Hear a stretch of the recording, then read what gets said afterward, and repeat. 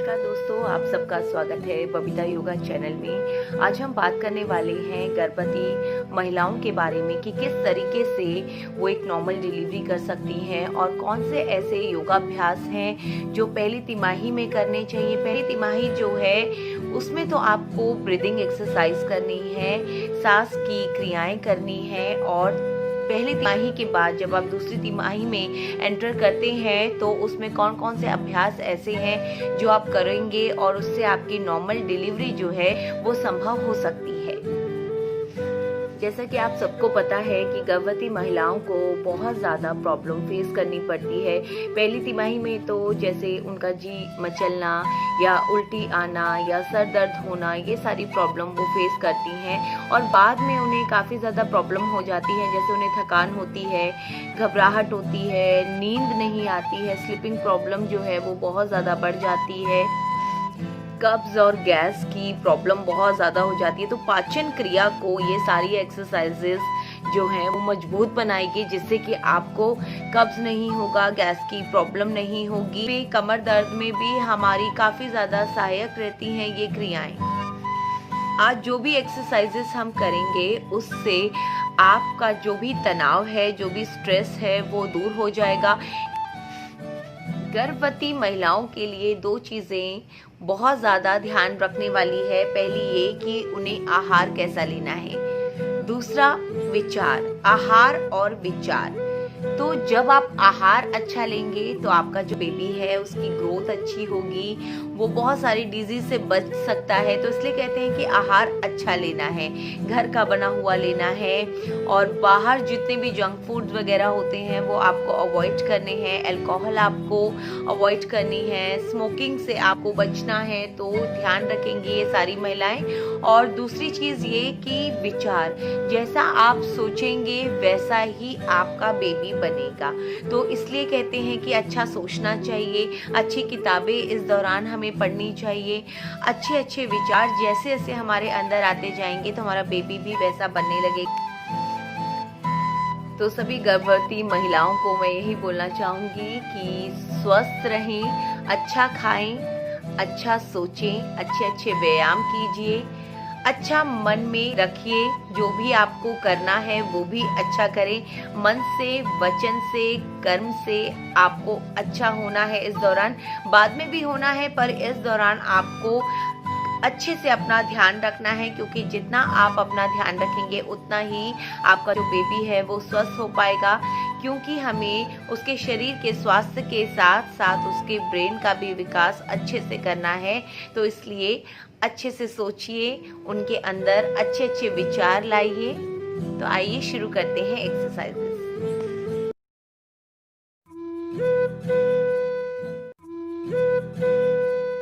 ओम का जो जप है वो सर्वव्यापी है, ब्रह्मांड का, विश्व का एक वर्ड है ओम, वो आपको बोलना है। लंबा गहरा श्वास भरेंगे, श्वास छोड़ते हुए ओम का जप।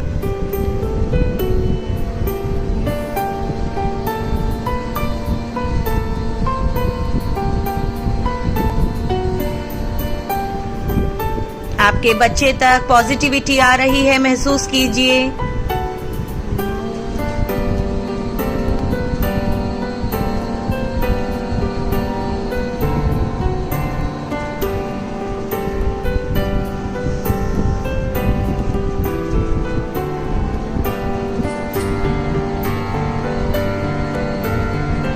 रोम रोम प्रसन्नता में डूब रहा है।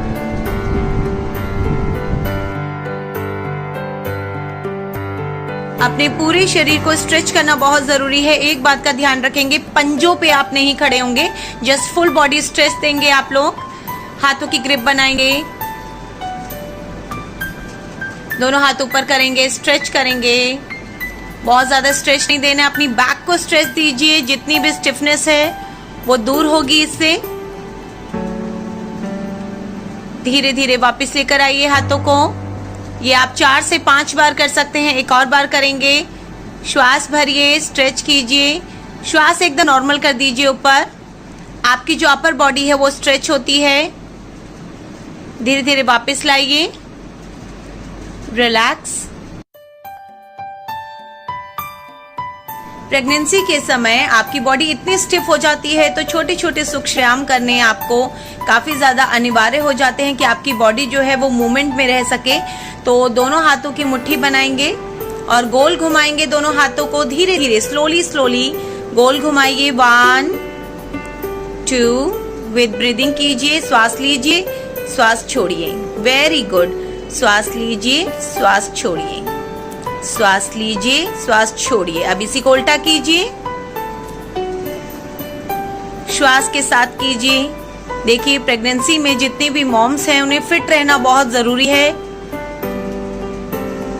यदि आपको कोई मेडिकल प्रॉब्लम नहीं है और आप नॉर्मल हैं, डॉक्टर ने आपको बेड रेस्ट नहीं बोला हुआ है, देखिए ये एक्सरसाइज आप कीजिए, नॉर्मल डिलीवरी करने में सहायक है। नाउ नेक्स्ट हम लोग बैक किक हो जाता है। इस समय तक आते आते जब आपको 9 मंथ 8 मंथ हो जाते हैं तो आपको बैक किक की स्थिति आती है। कई स्त्रियों की 3rd मंथ से ही ये प्रॉब्लम स्टार्ट हो जाती है, तो हमें बैक को ट्विस्ट करना बहुत जरूरी है।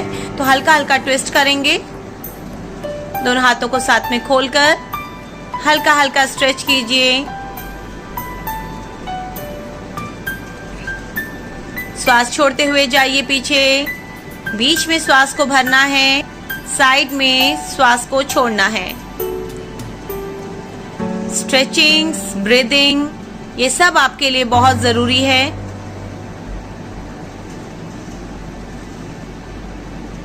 और जब आप थक जाते हैं तो आप रेस्ट करके आप दोबारा कर सकते हैं। जरूरी नहीं है कि एक ही स्ट्रेच में आप बहुत सारी एक्सरसाइजेस कर लें, तो गैप ले लेके आपको करनी है एक्सरसाइजेस। नेक्स्ट हम स्क्वाट्स करेंगे। चेयर पोज में बैठना है और उठना है हमें। शुरू करेंगे, श्वास लीजिए, श्वास छोड़िए, श्वास लीजिए, श्वास छोड़िए। बस एक चीज का ध्यान रखेंगे कि आपको श्वास को रोक के नहीं रखना है। बहुत बढ़िया, एकदम फ्लो के साथ आपको चलना है।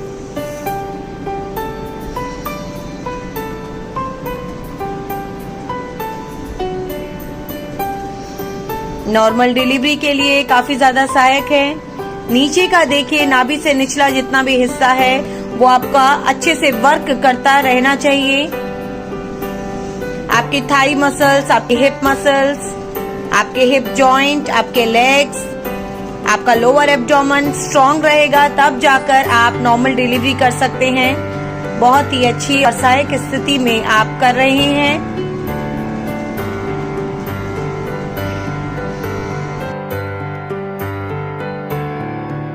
नेक्स्ट हम लोग बटरफ्लाई करेंगे। नॉर्मल डिलीवरी में काफी ज्यादा सहायक है, दर्द आपको कम होता है, आपका पेल्विक अच्छे से खुल जाता है इसमें। आपकी थाई मसल्स, देखिए थाई मसल्स स्ट्रॉन्ग होना बहुत जरूरी है डिलीवरी करते समय। तो काफी अच्छी एक्सरसाइज है, ज्यादा स्ट्रेचिंग नहीं देनी है, जितना आपसे कंफर्टेबली हो सकता है आप कंफर्टेबली होकर करेंगे।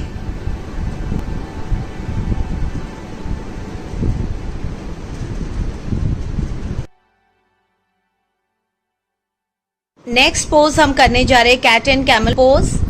सांस भरते हुए गर्दन ऊपर करेंगे, सांस छोड़ते हुए कैमल पोजीशन, सांस भरेंगे कैट पोजीशन, सांस छोड़ते हुए कैमल पोजीशन, सांस भरेंगे कैट पोजीशन, सांस छोड़ते हुए कैमल पोजीशन। देखिए जितनी भी स्टिफनेस है आपके हिप्स में, लोअर बैक में, वो सारी दूर हो रही है इससे। बहुत ही अच्छा पोज है कैट एंड कैमल। मार्जरी मुद्रा भी इसे हम कहते हैं, मार्जरी आसन। बहुत बढ़िया, स्लोली स्लोली जस्ट फ्लो के साथ करना है। Now relax.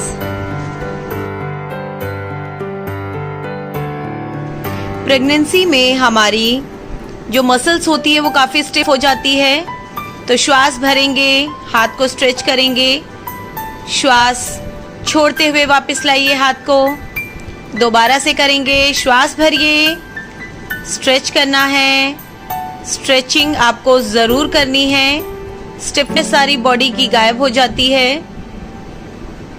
दोबारा से छोड़ देंगे, साइड चेंज करेंगे अभी।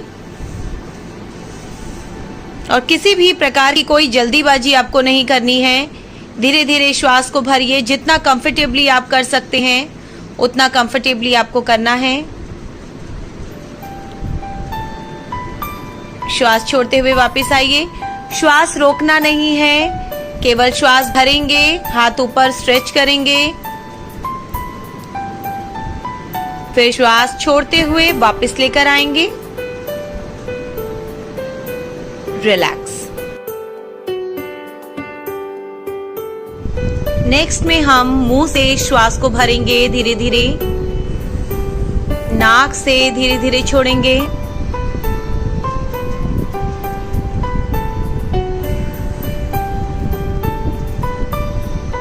मानसिक शांति का होना बहुत जरूरी है प्रेगनेंसी में। तनाव की स्थिति नहीं आती है जब आप ब्रीदिंग एक्सरसाइजेस करते हैं।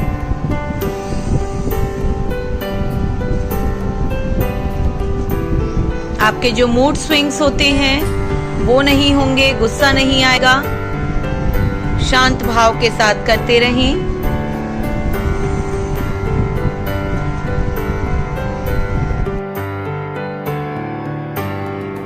गहरा लंबा श्वास भरेंगे, गहरा लंबा श्वास छोड़ेंगे। गहरा लंबा श्वास भरें, गहरा लंबा श्वास छोड़ें। जितना समय आप श्वास लेने में लगा रहे हैं उतना समय, उससे दुगना समय आपको श्वास को छोड़ने में लगाना है। 5 काउंट में ब्रीथ इन कीजिए, 10 काउंट में धीरे धीरे श्वास को बाहर निकालिए।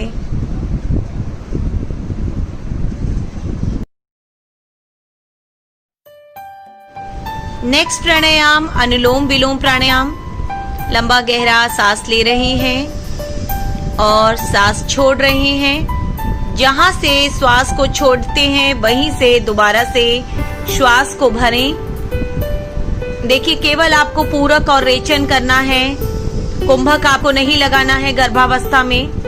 केवल श्वास को लीजिए, फिर छोड़िए। जहां से श्वास को छोड़ रहे हैं वहीं से आपको लेना है।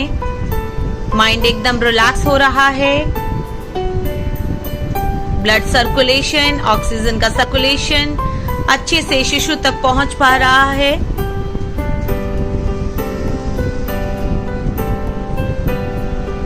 ऑल्टरनेट नोस्ट्रिल ब्रीदिंग कर रहे हैं आप।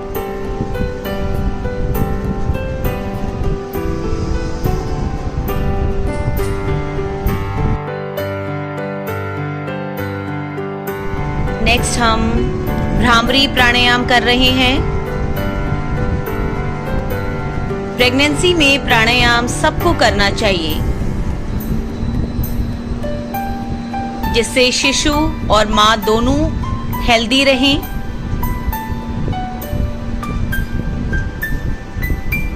प्राणायाम से लिवर में मदद मिलती है। ऑक्सीजन पर्याप्त मात्रा में मां और शिशु दोनों को मिल पाता है। तनाव कम होता है। दर्द सहने की क्षमता जो होती है वो बढ़ जाती है। शारीरिक और मानसिक तनाव से आपको राहत मिलती है। बच्चे का इसमें आध्यात्मिक विकास भी होता है। आपका ब्लड प्रेशर बिल्कुल नॉर्मल होता है।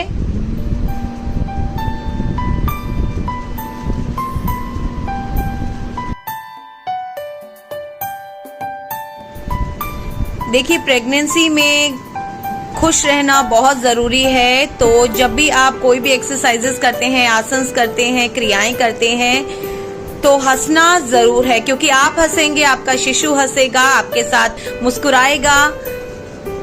एक पॉजिटिविटी आपके अंदर फ्लो के साथ में जाएगी। तो दोनों हाथ ऊपर कीजिए, जोर से हंसेंगे। Hello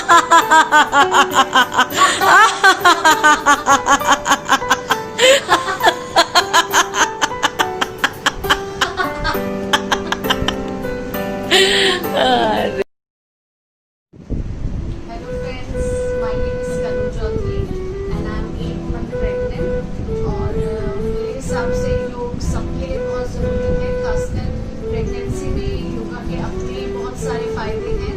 तो अगर आप योग से फिट रहेंगे तो अंदर आपका जो बेबी है वो भी फिट रहेगा। तो जितना आप ज़्यादा योग करेंगे उतना ही आपका बेबी जो है वो हेल्दी इस वर्ल्ड में आएगा। तो मैं आशा करती हूँ कि आप सब लोग योग करेंगे, चाहे प्रेगनेंसी में आप योग कर सकते हैं, आप नॉर्मल अगर आप नॉर्मल कंडीशन में हैं तब भी योग कर सकते हैं। तो योगा हमारे बॉडी के लिए जो है वो बहुत ज़रूरी है। तो हम फिट तो हमारा बेबी भी फिट होगा। तो योग करो और खुश रहो। Thank you.